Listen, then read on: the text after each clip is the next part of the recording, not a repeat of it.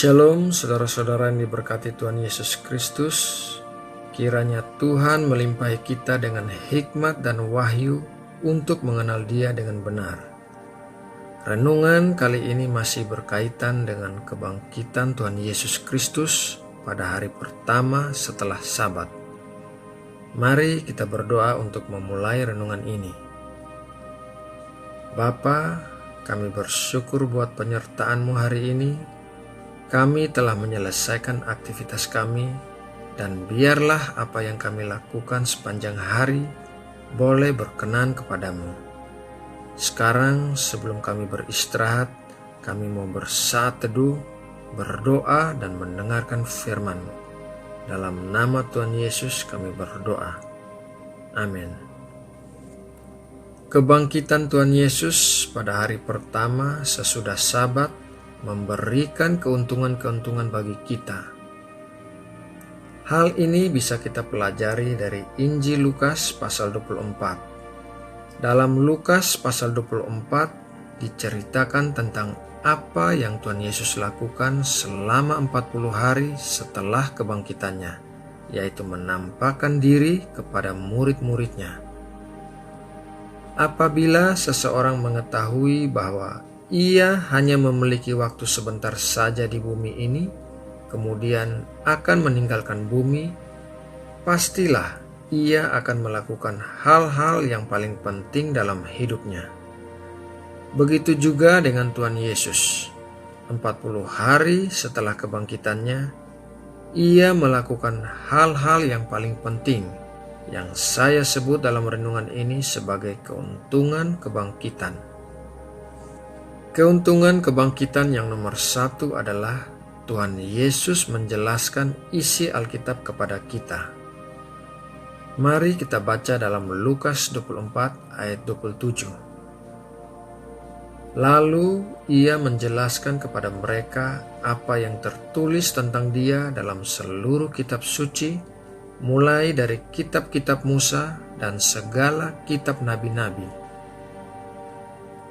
Ketika dua orang murid Tuhan Yesus sedang berjalan ke Emmaus, mereka berbicara tentang apa yang terjadi di Yerusalem, yaitu tentang peristiwa penyaliban Tuhan Yesus. Kemudian, ketika mereka sedang berbicara, Tuhan Yesus datang mendekati mereka dan bergabung dalam pembicaraan mereka. Saat itu mereka tidak mengenali Tuhan Yesus. Dalam perjalanan itu, Tuhan Yesus menjelaskan tentang isi Perjanjian Lama kepada mereka. Isi Perjanjian Lama itu adalah apa yang tertulis tentang Mesias, yaitu Tuhan Yesus sendiri. Begitu juga halnya dengan kita.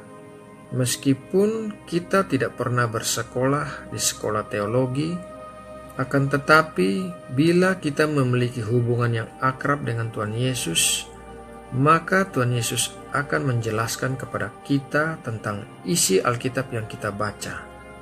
Bukan berarti sekolah teologi tidak penting, akan tetapi, apa yang berusaha saya sampaikan kepada Anda adalah kita semua orang percaya tanpa kecuali bisa membaca Alkitab sendiri dan mendapatkan penjelasan dari Tuhan Yesus. Firman Allah itu hidup dan bisa berbicara lewat ayat-ayat Alkitab.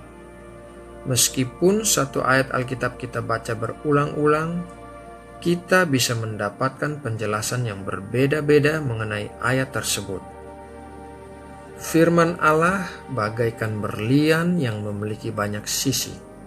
Semuanya memantulkan cahaya yang berbeda, tetapi semua sisinya sama cemerlang. Keuntungan kebangkitan yang nomor 2 adalah Tuhan Yesus membuka pikiran kita untuk bisa mengerti isi Alkitab.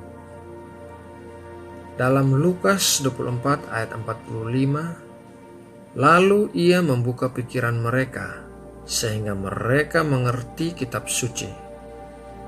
Orang-orang yang belum percaya kepada Tuhan Yesus memiliki selubung yang menutupi pikiran mereka, sehingga biar bagaimanapun mereka membaca Alkitab, mereka tidak bisa mengerti isinya, kecuali apabila Tuhan Yesus menyingkapkannya kepada mereka. Dengan demikian, hindarilah perdebatan yang tidak perlu dengan orang-orang yang belum disingkapkan pikirannya, karena biar bagaimanapun kita berargumen dengan mereka, kita memiliki cara pandang yang berbeda. Juga jangan menghakimi atau menghujat orang yang memiliki pandangan berbeda dengan kita. Malah sebaliknya, kita harus memiliki belas kasihan kepada mereka karena mereka belum bisa melihat sebagaimana kita melihat. Yang bisa menyingkapkan selubung pikiran adalah Tuhan Yesus.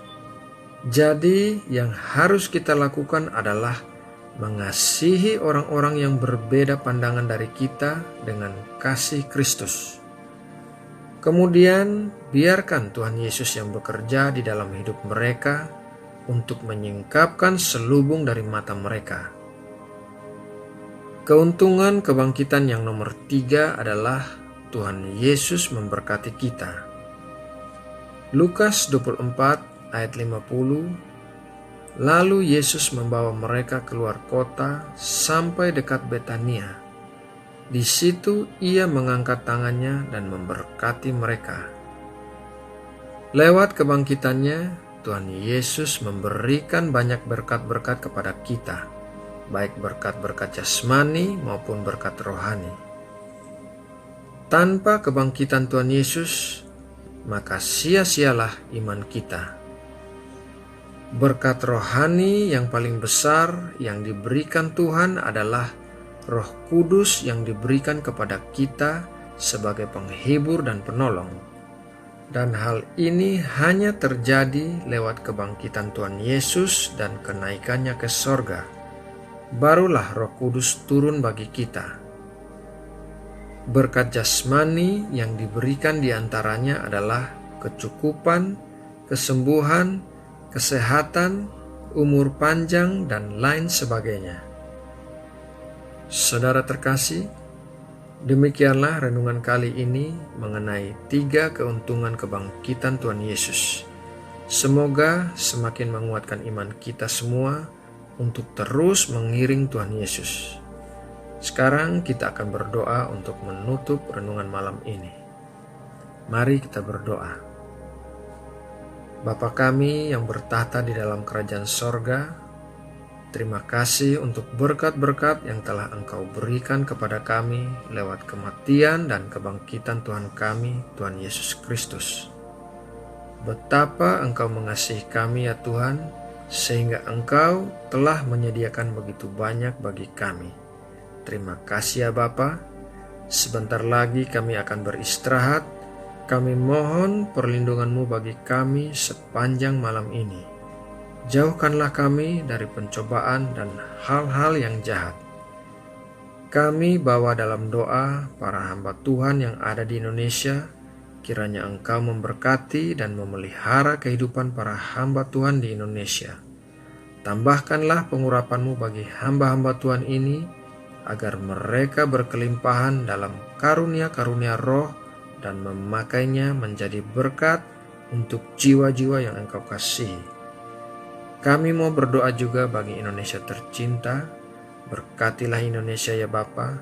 Kami percaya Indonesia berada dalam kendali-Mu. Jadilah kehendak-Mu di Indonesia, kehendak-Mu yang Engkau rancangkan untuk mendatangkan kebaikan semata-mata. Terima kasih Bapa. Dalam nama Tuhan Yesus Kristus kami berdoa dan mengucap syukur. Amin.